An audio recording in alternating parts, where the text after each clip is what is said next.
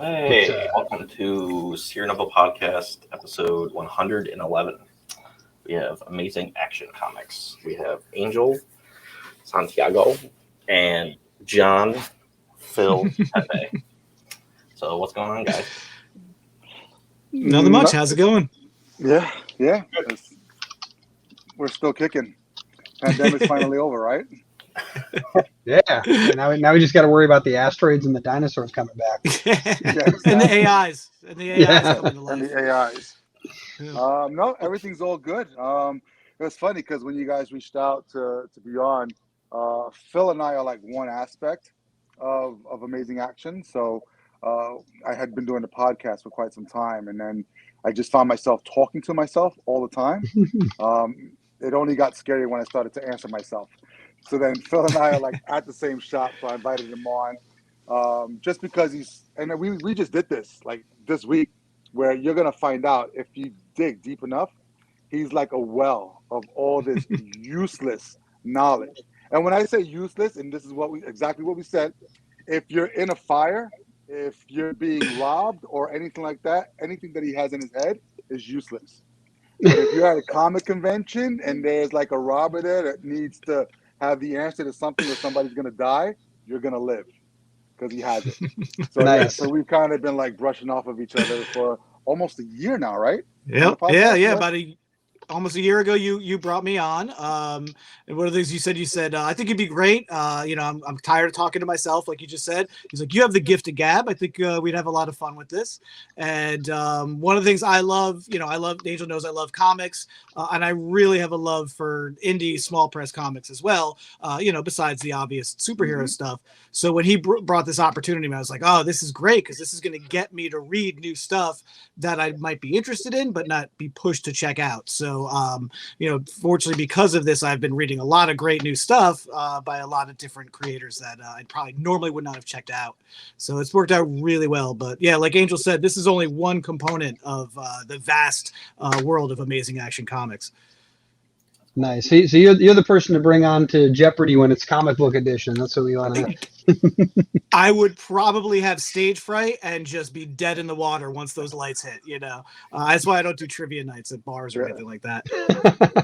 Yeah, I love trivia nights when I go with I'll go with my dad and my uncle sometimes, and they'll answer all these questions, and then there'll be the one question they can't answer. I'm like, wait, this is the one I know. It's the reason they brought me for that one question. Yeah, I didn't think I was that great at trivia until I went with a bunch of friends a couple years ago, and I didn't even know what was happening until like a guy with this microphone just walked like in front of a bunch of people, and then they're like, "Oh, welcome to trivia night," and I was like, "Oh, this is a thing." Okay, and they're like, "So we're gonna pass out these sheets or whatever," and then we're like playing or whatever, and I was like, "Oh, I guess I'll do this," and then they're like, "We are the knights that say," and I was like, "Oh, I know what that is. It's me." That's awesome. I think the best trivia night I had was I won a bottle of moonshine, but then we found out after like 3 seconds of opening that we're not allowed to open it on site. We had to wait till we left. So they're like, oh, no, wait, no. Oh, that's funny. Yeah, that was pretty fun. That's cool. That's an awesome story of you guys coming together for that. And I love that you're checking out indie comics and that you wouldn't normally find, which is kind of like part of why we built our platform. Our whole goal is to make it so that there's one place people can congregate to find these new comics that aren't, either Marvel and DC, or if they're independent but they're signed to like Image and Dark Horse, where obviously they're getting that massive, viewership. And so that's what we're hoping to do, is kind of build this like hub where people can come and check it out. So that's what we started doing. We started looking up who else is in this indie space that's, really trying to do that. So that's why we wanted to, reach out to you guys. That's awesome. Yeah, that's cool. And it's interesting because we were just having a conversation about that on our last podcast. And something that we're probably going to touch on this week is that word independent, because you brought up Dark Horse and you brought up Image. And, what's considered independent? Is it based off of, numbers? Is it based off of sales? Is it based off of exposure? Is it based off of, what type of creators that you have? Are they already established, non-established? So it's something that we're diving into in regards to having a conversation about what truly is an independent comic. as opposed to probably a small press or a non-DC, non-Marvel large press company like Image, Dark Horse. You still get exposure out there. Or is it a company that has capital behind it? Does that make it a non-independent, a publisher or press? That's interesting too, because that's like a big deal in like the music industry as well, like where there's independent record labels, but then they're like, giant record labels. But like honestly, like the way that I look at independent comics, do you own your IP in its entirety? That's like that's how I kind of look at it. So like on our platform, for example, the comics that we create, obviously we own our own IP, but we have about 100 comics on our website, and we've only published 6. So the rest of those comics are owned by the creators that are on our platform. We do not own anything. We have no deal with them at all, other than the deal to be hosted on our site. And so that's kind of the way that I see true independent comics. I think the next level is if it's published by a small press, comic book company. So like, for example, if we were to be a publisher of one of them, I think that's the next step up. It's probably still considered independent just because of our size. But even in the future, if we're a giant company, we still have independently owned created comics on our website, then that's something I would still consider independent comics. Like I would still look at that, even if we were the size of Image or Dark Horse. If they still own 100% of their IP and we're just a platform for people to view them on, I would still 100% count that as an independent comic. That's interesting. So I wonder if DC and Marvel did the same thing. Would they be considered independent? I think that if they were willing to let somebody keep their IP in its entirety, I would 100% count those. But that's the difference. I think that Marvel and DC will never do that. I don't think they would ever allow that to be handed off. Image and Dark Horse, I think that they have the potential to do that, but obviously it behooves them to be the publisher, and because of that, gain get some amount of monetary comeback.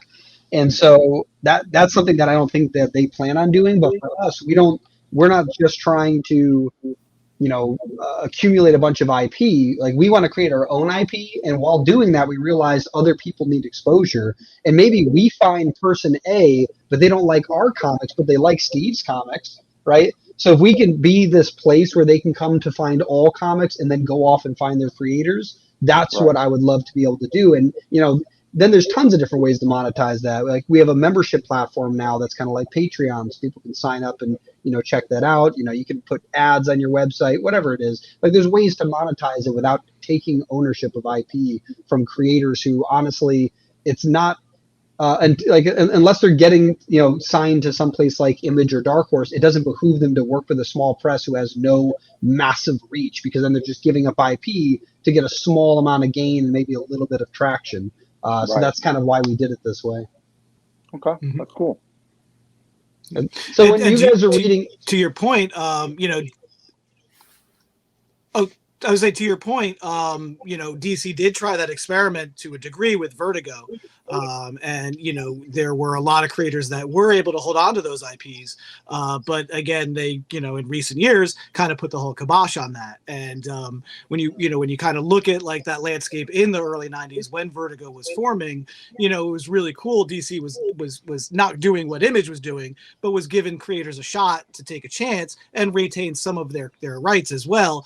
But at the end of the day, a property like Sandman still, Neil Gaiman will get that created by credit, but it'll still be wholly owned by the corporate entity.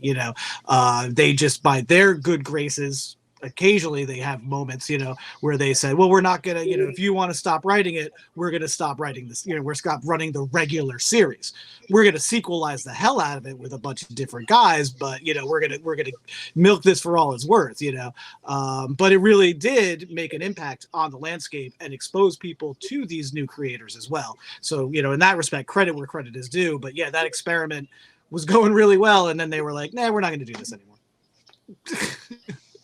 Yeah, it does seem like they wanted to mostly eat up the ones they liked and then, just disregard the ones they didn't like, is kind of how that played out. Right. Yep. Yeah, that's how it usually works. And that's one of the things that, that caught me about what you said in regards to just trying to give people as much exposure. So even, on our platform, when we have people come on and bring anything on, there's no exclusivity at all. So they can come onto our platform and then they can go ahead and sell it somewhere else or wherever they want. So it's really about giving them as much exposure and as much freedom as possible. Which, if you go to, even if you go to like Dark Horse or Image, I think there is a certain amount of, anonymity that you have to have with them, or exclusivity that you have to have with them. Absolutely. Yeah, and the reason they have to do that is because if it's the same with coincidentally a record label. Typically, when you work a record label deal, even if it's an independent pub or an independent record label, you have to sign something that says like I can't go just reproduce this someplace else, because then you're competing, and that's kind of the biggest issue. But yeah, I agree that's part of like, I love that that's what you guys are doing as well. Like you're pushing this stuff out there, because we don't have any exclusivity either. If they want to go put it on another platform, that's fine, as long as obviously that platform doesn't limit us from doing it, because then we'd have to take it off the platform. But no, I think that by having a bunch of hubs out there where people can find people the way they want to, it's similar to like when you're marketing, it's very valuable to be on all these platforms, because then people can find you where they want to find you. If they use Facebook, let them find you on Facebook. If they use YouTube, let them find you on YouTube. So same with this. Like if they like podcasts, let them find you on podcasts. Yeah, and we found it to be, really liberating for a lot of people to actually start to come forward and actually even submit a little bit more. So yeah, the last probably 6 months have been crazy, just like reviewing submissions. So there's no sleep. That's awesome. That's great. What's some of the, I guess for you guys, your fan favorites of comics that have been submitted that you're like, wow, like this is just incredible? I'm trying to think. All right, so right now I have a guy up in Canada named Dino Caruso. Dino's his real name, not like from Fred Flintstone. Yeah, Dino. Yeah, and he's really into like Silver Age superhero stuff. And the artist that he uses is just really close just to that style, and it's fantastic to be able to kind of look at stuff now, but written for modern, but looking at Silver Age kind of style art, which is pretty cool. What was the last name? Dino what? Caruso. Just writing that down for later. And then I just got another submission. I'm not going to talk too much on it, but the art on it was like amazing, and the storyline is like this combination of Deadly Class with something else that was mixed in. I can't remember what it is right now, but the art was just amazing. And Deadly Class by Wes Craig was one of my favorite like books. I think it's coming to an end right now, actually, too. And yeah, so I'm looking at picking that up almost immediately, because it was just beautiful, and like the first 6 pages of the story just had me intrigued. So we're kind of just back and forth talking right now. The other guy who's extremely demented wrote Drunkard Out of Space. So Outer Space? Drunkard Out of Space. And so basically you have this alien who lands in like this area that just kind of freezes him in like a lake, and it's a tavern that's in the middle of nowhere. And there's an old Russian tale where they would lose a lot of people that visit the tavern during the winter, because they would get drunk, walk out into the woods, and then just freeze over, and they wouldn't find them until next spring. So basically you have this monster that's frozen in a lake. You have this tavern that's in the middle of nowhere, people going out towards the lake in the middle of the winter, and then the alien actually starts to eat them and gets a taste for beer. So finds a tavern and starts to take everybody out. So it's all over the place, and it's just crazy. And he has a follow-up called Drunkard Out of Hell that he's working on right now because of what happened in the first series. So so we don't stick to any one particular genre. Whatever grabs us is what we gravitate towards. And then Phil and I, every Friday, have an opportunity to go outside of our world. So rather than just, pushing our comics all the time, we literally just out of our pockets pick up, whatever's on the shelves as far as number ones that either intrigue us or, might have the possibility of, being a good read. And then we give our 2 cents. He gives it from an historical point of view where that useless knowledge comes in. And then I look at it from more of like a business perspective. So I look at it as a creator, because I do write and I do draw as well. So I'll give my opinions on the art, the writing, the pacing, all that stuff. And it just kind of meshes really well together in regards to pushing out stuff that's already out there that people might not even know that's on the shelves.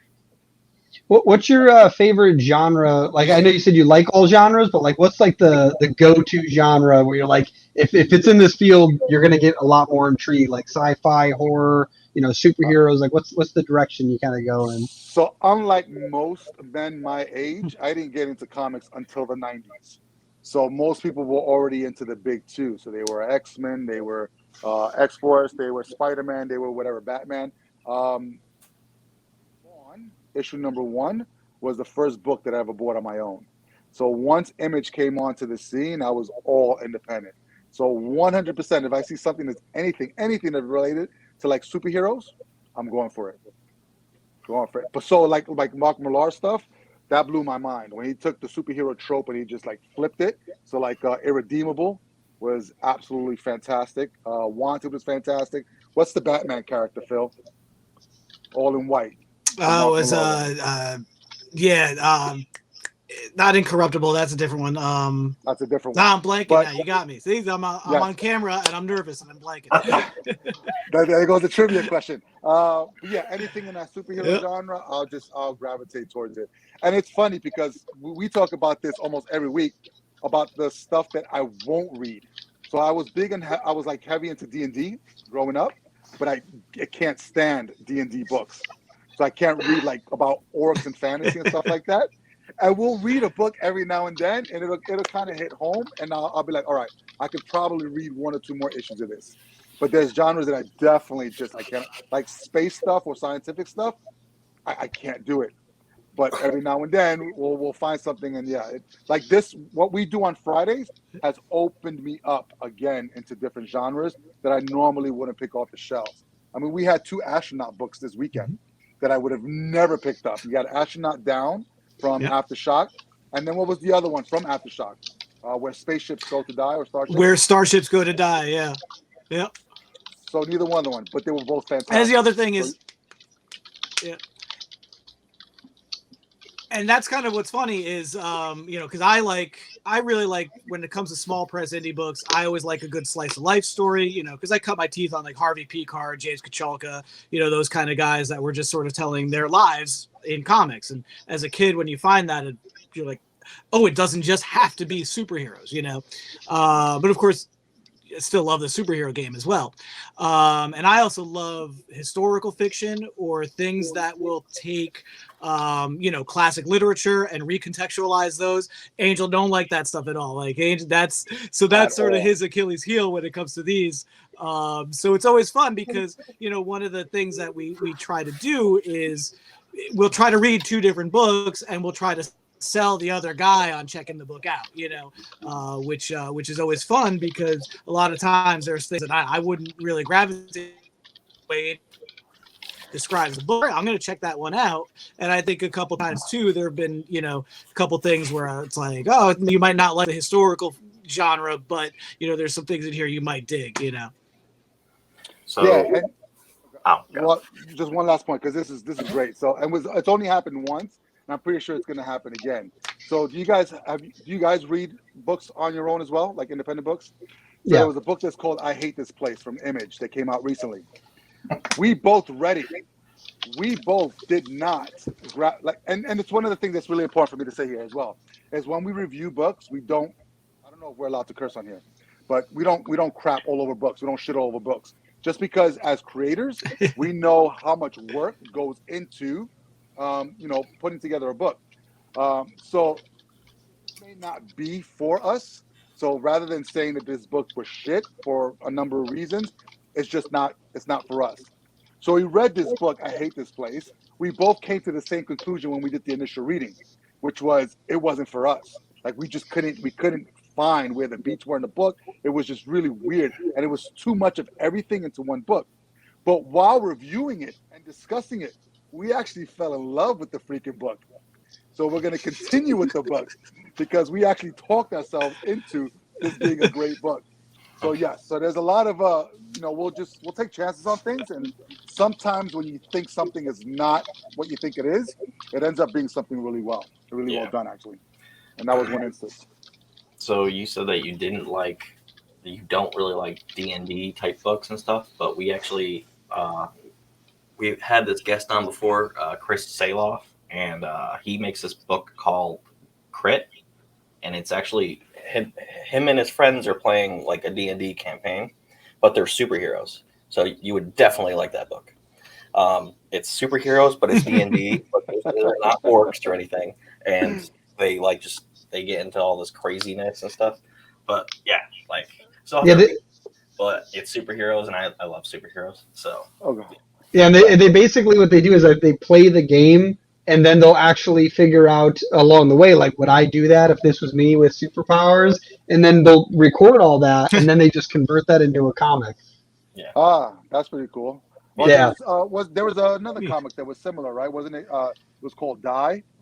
That was also another Like DIE, like dice. DI, like dice. That's cool. Yeah, and it was similar to that, where the characters themselves were going into a realm that was like a sort of like a D&D world, Oh, that's cool. and then coming back out. Yeah. Yeah, we have a creator on our platform, Luke Anderson. He's actually in the process of creating his own D&D type thing, and I don't know if you would like that one, just because it's called like Dragon Legacy or whatever. It's not orcs stuff, but yeah, somehow the world building is connecting into ours, because he talked like 3 hours to us about our universe and stuff. And, Cool. And it just somehow worked. Neat. We don't have orcs and stuff, but like, No, well, you know what? Fantasy stuff is huge. I just, I don't know what it is about it that I just can't connect. I guess because I play D&D so much that I don't want to read any more of it. But all right. So Twig, I would say Twig falls in sort of like that fantasy realm as well. And I love Twig. Have you guys read Twig yet? no. Yeah, it's from Scotty Young, and so it definitely really falls good. in that fantasy realm. But it's not orcs and it's not dragons, but it is sort of like that fantasy realm, and I love that book. Do you like fantasy movies, just not books, the comic books? I'll do fantasy movies, yeah. So I almost wonder if it's because like you have a vision in your head of what it should be, and like the comics don't ever match up to like your D&D or film experiences. I wonder if like that's kind of why like it's a hit or miss with you. Maybe. Yeah, because the medium's powerful. You could psychoanalyze a whole bunch of stuff about me, and it'll probably be right. I mean, for me, I'm a big Conan fan. I love, the Robert E. Howard Conan stories. I am even, a little bit forgiving of the Camp Carter stuff, if anybody's aware of that whole controversy. I mean, but anyway, I don't necessarily gravitate towards the barbarian genre in comics, because my formative, impression of that type of fantasy with Conan are from those pulp short stories. So even some of the comic adaptations or new Conan stuff in comics doesn't necessarily grab me either.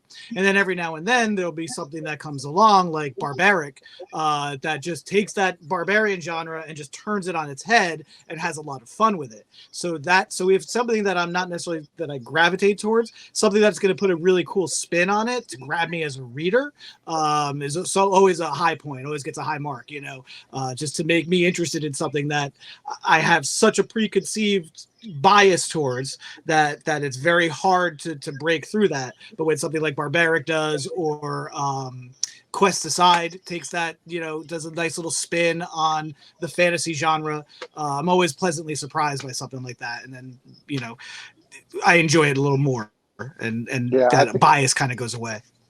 I think that's what we gravitate to, like the most, like tropes that are flipped on their head and just written like really well. I mean, as much as I love like the superhero genre, there's only so much stuff that you can do with it until you read something that somebody's done. Like there was recently Knighted, was from AWA. Was it AWA? And it took the whole Batman trope and just flipped it on its ass. And I was like, holy crap.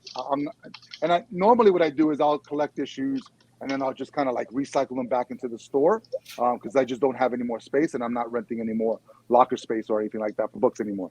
So, but like these particular issues I kept, and there was another one too that was on top of that. But every now and then you find a gem where they take tropes that have already been done and redone, and they'll do something really clever with it. Barbaric, for instance, was really great at that whole like Conan fantasy realm and bringing in the sort of like the magic and the talking axe that just could get drunk on blood. That right there just had us.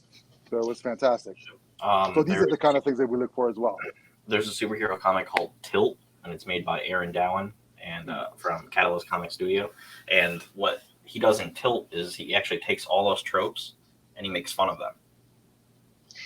and it's just hilarious. So it's just like this beefcake dude, Patrick, and he literally is talking to the reader, so it's like Deadpoolish. He's breaking the fourth wall, but at the same time, he's just making fun of all of it. Wow, he's just like, oh, superhero landing, and then he's like, and like one person came up to him and Matt, his business partner at Com once, and they're like, so the book's kind of cool, but I can't get past like the first page, and it's him sitting on the like airplane wing eating a sandwich. And I'm like, this is a superhero. The sandwich was the part he had a problem with too. It wasn't sitting on an airplane.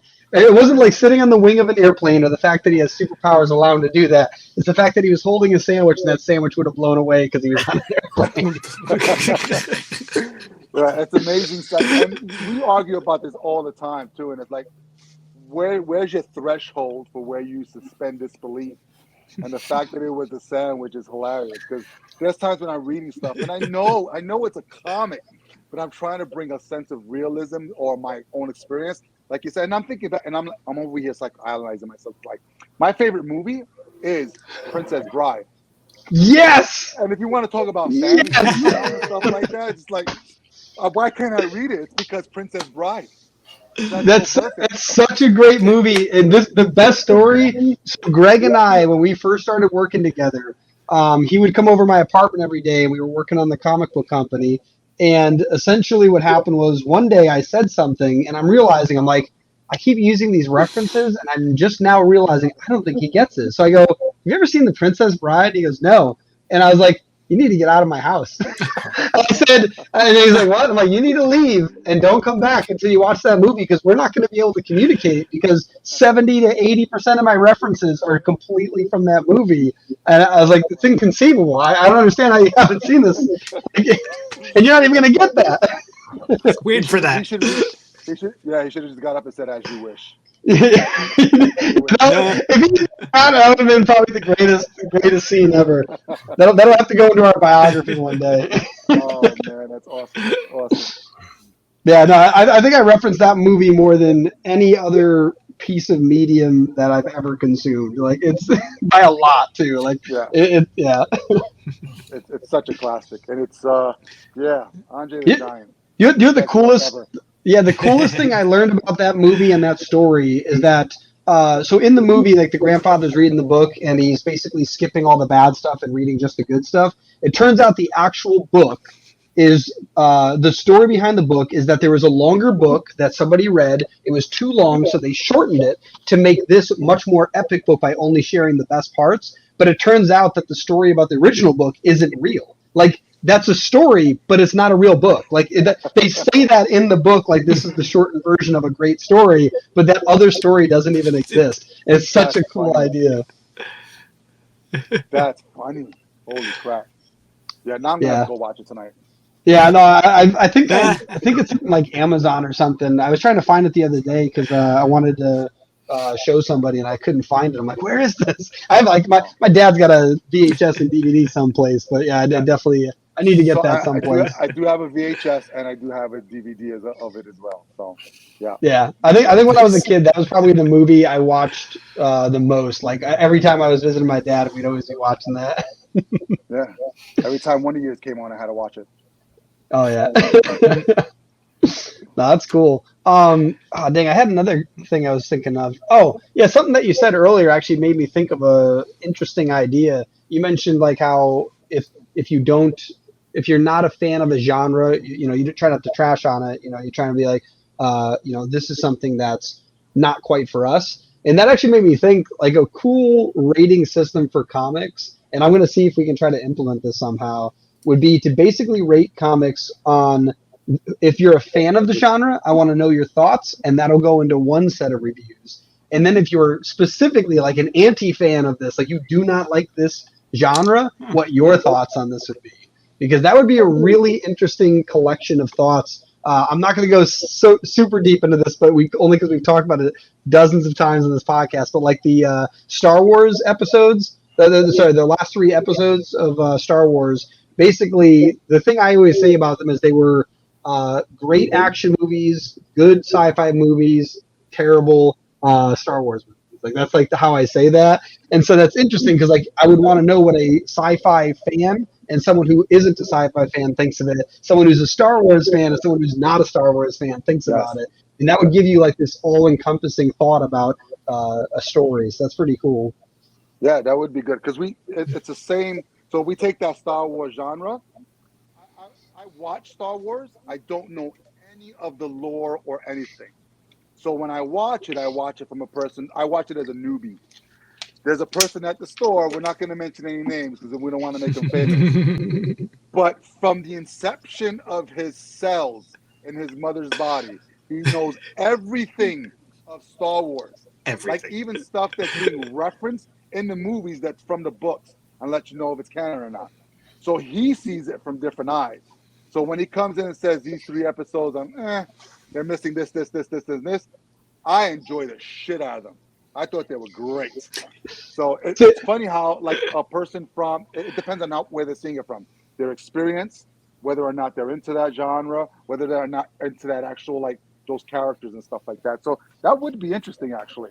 Well, because like the reason why I like that too is because like honestly, like we had like some really long, like our last podcast, I think it was the last one. Was that or 2 podcasts ago? We went on like a huge in-depth rant about specifically what was wrong with it. But I like that idea even for the Marvel MCU. Like there's some movies in there that I think people can watch, and if they're they're not even a fan of comics or superheroes, they can watch it and go, that's a great action movie, right?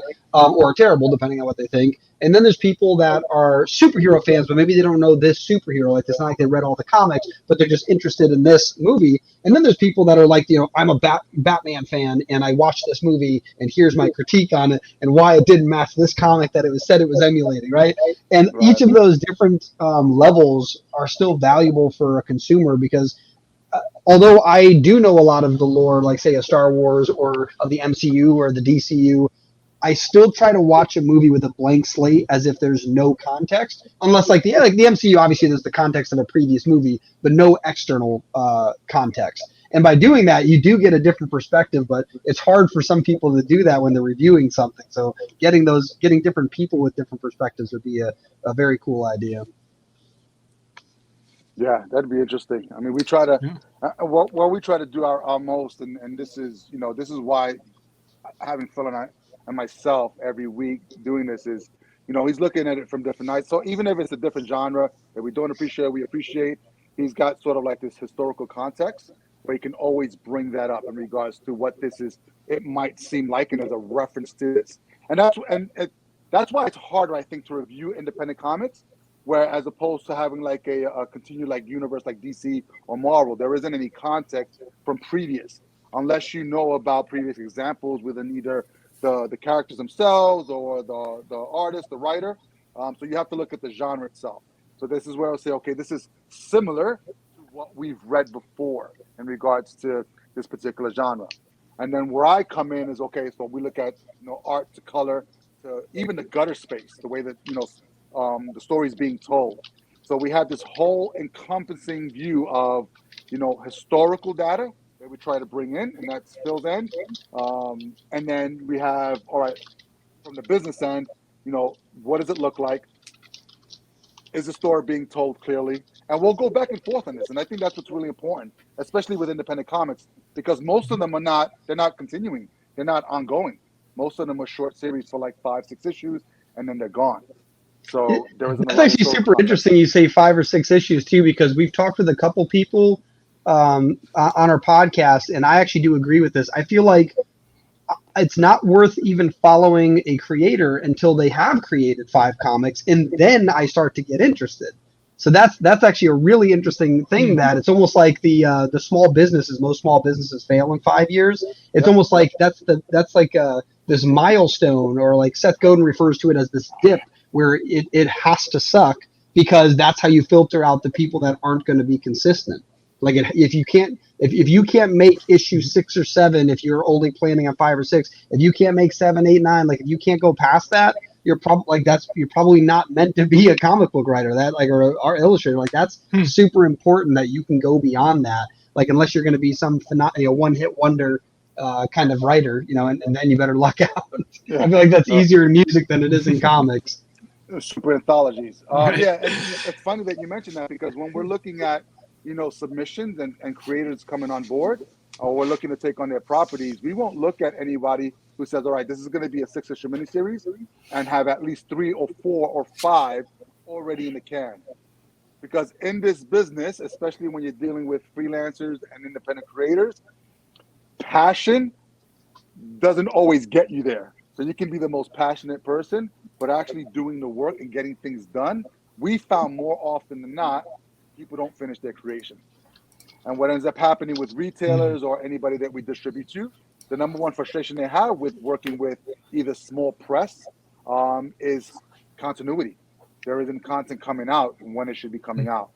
So yeah, I'm glad you mentioned that, because I think, and we mentioned that like almost every single time, that if you're a creator who's looking to submit to a publisher, who's looking to get yourself, out there, have your stuff done.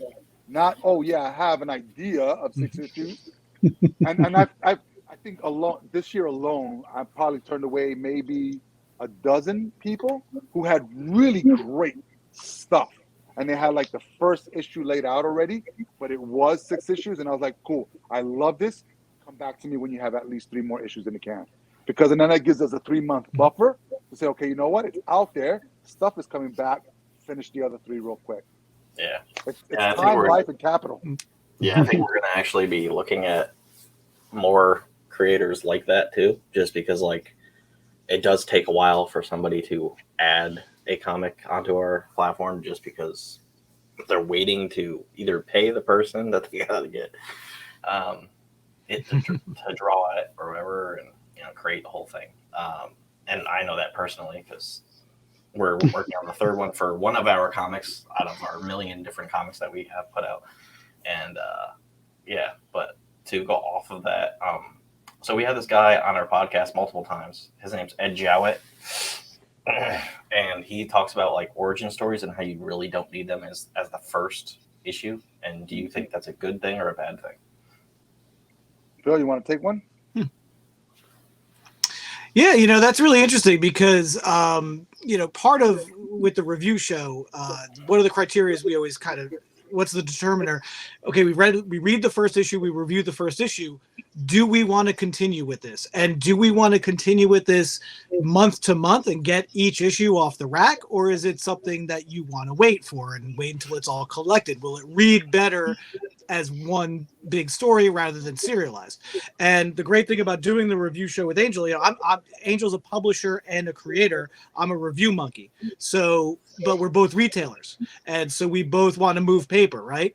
And so part of it too is another question that Angel will always ask is, who do you think this book is for? So if it's not for me, who would enjoy something like this, right? And so it's interesting because, yeah, first issues tend to have to be an origin story or a setup or something to bring you in. But as we have seen, going back to Star Wars, you don't necessarily need that to tell an engaging story. You could just pop somebody in right in the middle of the story and they're ready. And if it's there, it works and it clicks, right? And it fires on all cylinders. And so part of that, is again, is the story good enough to pull you in? And I don't like to review often something that's a second volume of something, right? I like to see how it is fresh, but on those occasions where I do come in and I read a first issue of a second volume or a follow-up miniseries for one that I haven't read before, am I getting what's going on? And it always comes down to that rule is, and this is like I think this is an old DC chestnut, every writer should write a comic as if it's somebody's first comic. So, that way, if you're in the middle of a big storyline, you're not banking on somebody to have picked up the other previous chapters. Sometimes people just come in, they pick up that one comic, and they just want to enjoy that one experience, even if they have no intention of backfilling or going further. So is that single comic a rewarding experience? You're not always going to get something that goes in on the ground floor. But then you have situations like The Ward, a Dark Horse book that we reviewed this past week, where the first issue very much read like a pilot for a TV series. It was a complete setup. You introduce all the characters, and it is a complete story in and of itself. And if you are so engaged, you will want to see more stories with these characters. And I was very impressed with that because, in the last 15 or so years, a little bit more, we've been decompressed storyline has been the big game in a lot of comics, right? Stretching that story out as long as you can, and in a lot of other writers' hands, I felt that first issue would have been the entire 5 or 6 issue miniseries just to get to that point where they got at the end of the first issue. So there's something about, economy of storytelling and how you can really pull your readers in and engage them that, I don't necessarily think you always need an origin story to start out. But if that's the place as a creator where you want to begin the story, then they go right ahead and do it. But always keep in mind, 5, 6 issues down the road, maybe someone's not going to read that. So you do still have to make it accessible for everybody, no matter where you are in the story. Yeah, I agree with Phil. And I think you have to, especially when it comes to the independent comic scene, you sort of have to define what an origin story is. Because every first issue is going to be an origin story because you're creating a world that no one has ever seen before. So whether you want to create an origin story or not, because no one's read what you're bringing to them in that first issue.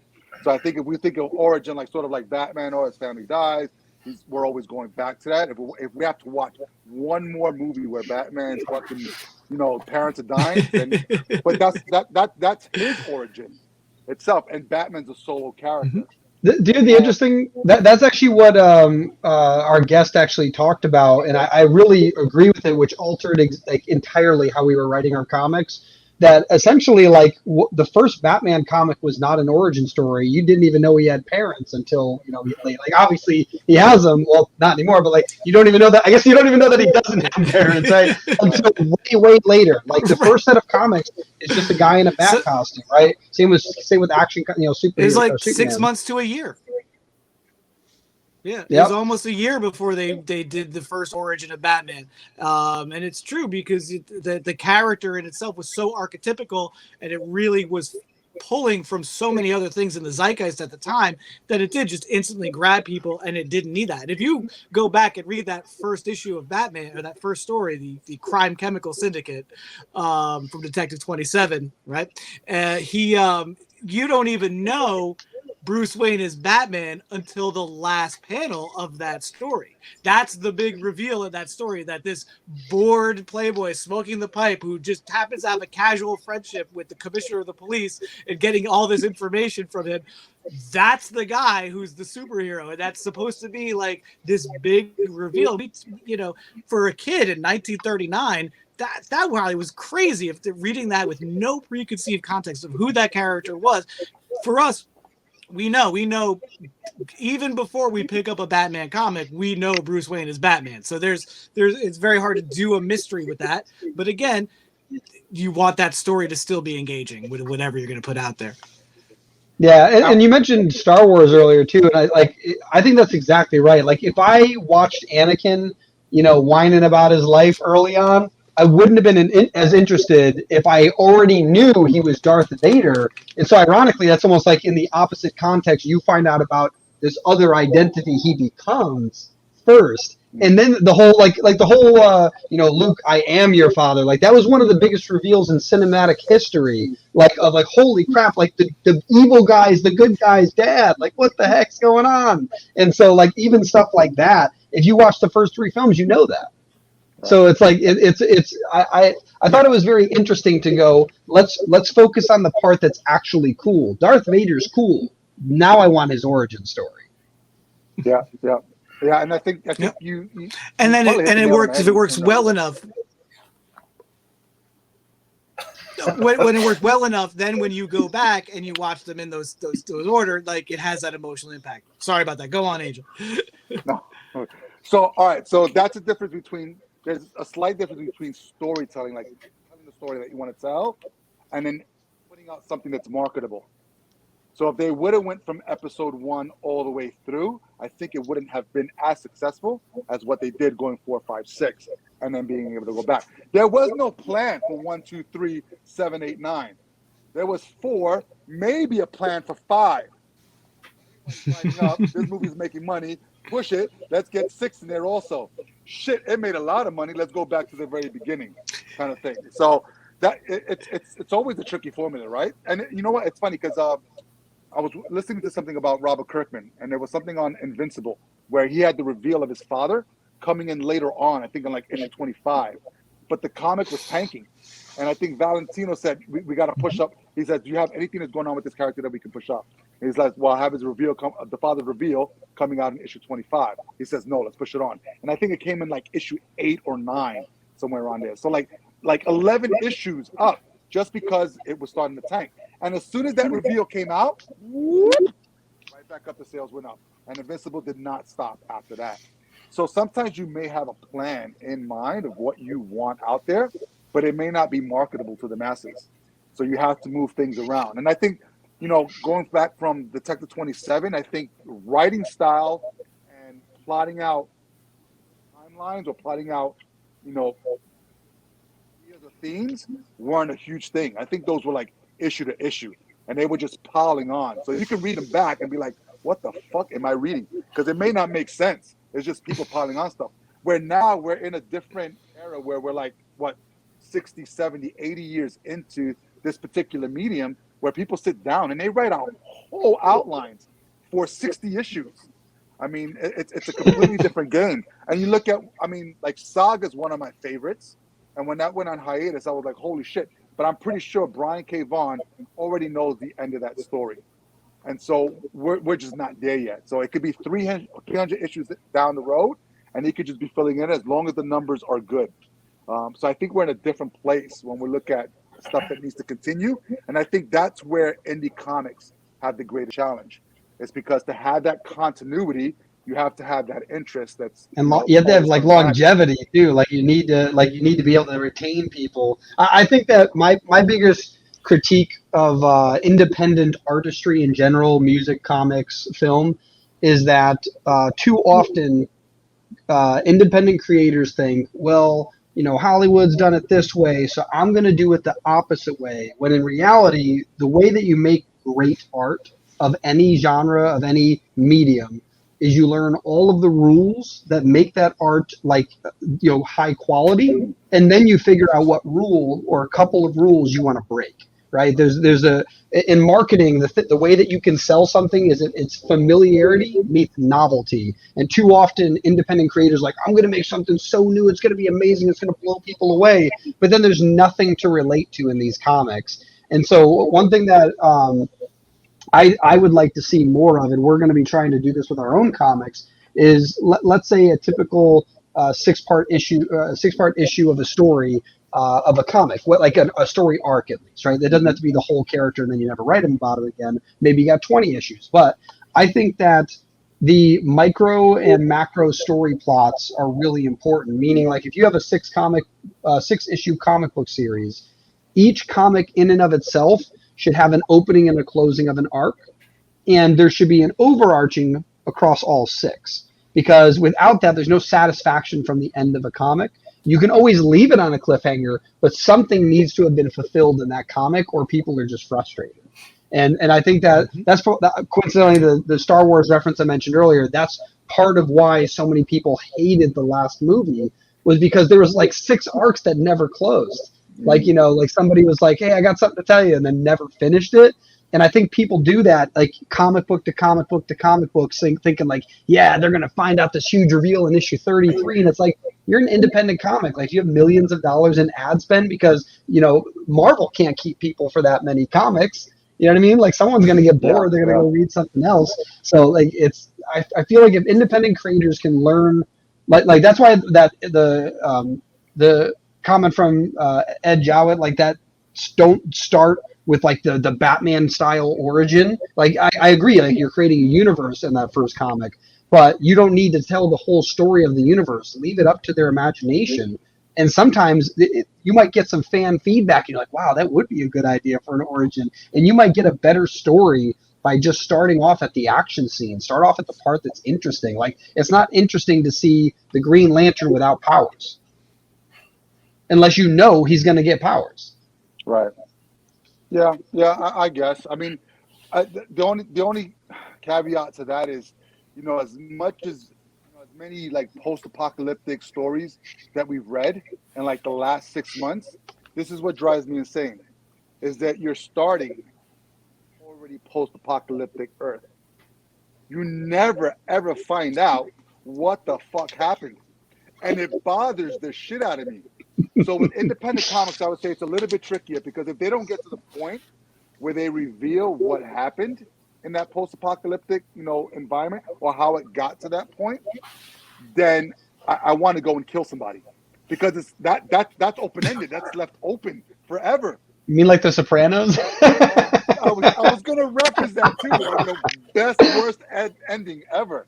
It's like, I agree for a certain extent, but I think in certain story plots, because if we've seen, and you know what, this is just us, because we review books every week, so we can see the similarities across the board.